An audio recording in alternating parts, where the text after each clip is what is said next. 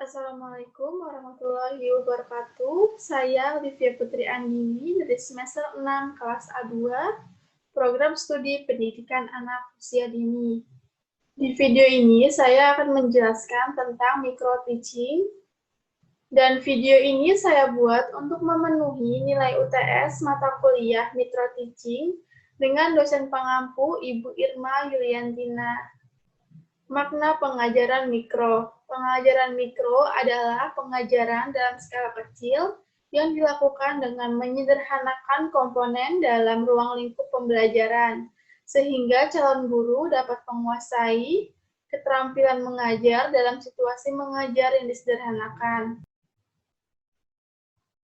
Dalam upaya meningkatkan kualitas pembelajaran, seorang pendidik maupun calon pendidik harus mampu menguasai materi-materi dan tata kelola sebuah kelas dalam proses teaching learning. Pengertian micro teaching.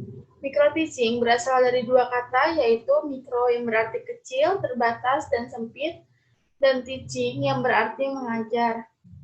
Micro-teaching merupakan metode pembelajaran berdasarkan performa yang tekniknya dilakukan dengan cara melatih komponen-komponen kompetisi dasar dalam proses pembelajaran sehingga calon guru benar-benar mampu menguasai setiap komponen satu persatu atau beberapa komponen secara terpadu dalam situasi pembelajaran yang disederhanakan. Pengertian micro-teaching dalam penelitian ini merupakan sarana latihan untuk berani tampil menghadapi kelas dengan peserta didik yang beraneka ragam karakternya, mengendalikan emosi, ritme pembicaraan, mengelola kelas agar kondusif untuk proses transfer ilmu, dan lain-lain. Tujuan micro-teaching untuk meningkatkan kemampuan dalam proses pembelajaran atau kemampuan profesional calon guru atau meningkatkan kemampuan tenaga kependidikan dalam berbagai keterampilan yang spesifik.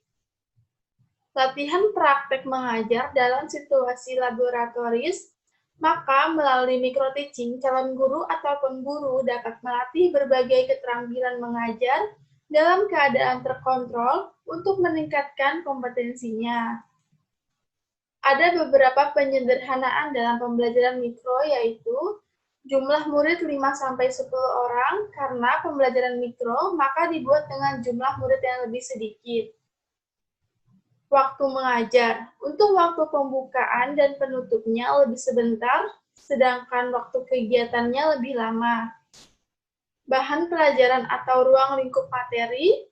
Untuk alat dan bahan pembelajaran sama seperti kondisi biasanya, jumlahnya pun juga sama. Keterampilan yang dilatih. Keterampilan membuka dan menutup, keterampilan menjelaskan, keterampilan bertanya, keterampilan mengandalkan variasi, keterampilan memberikan pengamatan, keterampilan mengelola kelas, keterampilan membimbing diskusi kelompok kecil, keterampilan mengajar perorangan. Penggunaan metode. Metode pembelajaran yang dapat digunakan yaitu metode bercerita, bercakap-cakap, tanya-jawab, karya wisata, demonstrasi, sosiodrama atau bermain peran, eksperimen, proyek, dan pemberian tugas. Media pembelajaran. Ada beberapa media pembelajaran, salah satunya yaitu Beyond Center and Circle Time. Media pembelajaran. Ada beberapa media pembelajaran, salah satunya yaitu sentra. Dalam pendekatan ini terdapat model pembelajaran sentra, yaitu sentra persiapan, sentra peran makro, mikro, balok, imtak, seni, dan sentra bahan alam. Cara menyusun RPP atau rencana pelaksanaan pembelajaran. RPP merupakan rancangan bagi guru dalam melaksanakan kegiatan bermain untuk memfasilitasi anak dalam proses belajar. Rambu-rambu yang harus diperhatikan dalam menyusun RPP yaitu: pertama, memahami STPPA sebagai hasil akhir program PAUD atau kompetisi inti.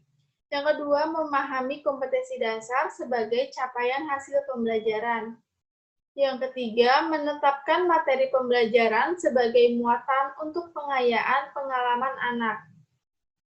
RPP disusun untuk mendukung pencapaian kompetisi dasar dan kompetisi inti mendukung keberhasilan pengelolaan pembelajaran yang bermakna, mengarahkan guru dalam menyiapkan alat dan bahan yang diperlukan, mengarahkan guru untuk membangun sikap, pengetahuan, dan keterampilan yang diharapkan dimiliki anak.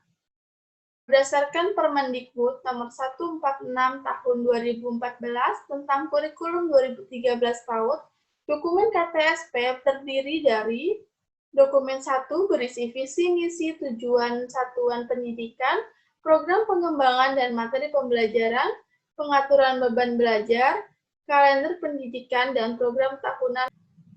Dokumen 2 berisi program semester, RPPM, RPPH, yang dilengkapi dengan rencana penilaian perkembangan anak. Terdapat 3 jenis perencanaan pembelajaran yang harus disusun sesuai dengan dokumen 2, yaitu program semester, yang perlu diperhatikan dalam menyusun program semester, yaitu kompetisi dasar yang diambil dari KTSP dokumen 1, tema dikembangkan oleh masing-masing lembaga sesuai dengan kondisi, potensi, dan daya dukung yang tersedia. Alokasi waktu dalam satu semester minimal 17 minggu. Untuk setiap satuan alokasi waktu dalam setiap semester mengacu pada jumlah waktu efektif dalam kalender pendidikan. Untuk langkah-langkah penyusunan program semester yaitu menuliskan identitas program, menetapkan kompetisi dasar setiap tema, tema dan subtema satu semester, alokasi waktu setiap tema dan subtema. Yang kedua, rencana pelaksanaan pembelajaran mingguan. Untuk menyusun RPPM, yaitu yang pertama, penulisan identitas program layanan, pemilihan KD yang sesuai diambil dari program semester, pemilihan materi atau muatan pembelajaran dari KTSP ke dokumen 1, penyusunan rencana kegiatan main. Yang ketiga, rencana pelaksanaan pembelajaran harian. RPPH disusun menurut aktivitas mingguan, kegiatan harian berisi aktivitas pemuka, inti, dan penutup. Pelaksanaan pembelajaran dalam satu hari dilaksanakan sesuai dengan prinsip-prinsip pembelajaran. Penyusunan aktivitas harian diadaptasi dengan kondisi satuan pendidikan masing-masing dan memakai pendekatan saintifik. Kegiatan harian sanggup dibentuk oleh satuan pendidikan dengan format sesuai dengan kebutuhan masing-masing. Cara membuka dan menutup pembelajaran. Keterampilan membuka pembelajaran menurut Abimanyu yaitu yang pertama, menarik perhatian siswa. Yang kedua, menimbulkan motivasi. Yang ketiga, memberi acuan.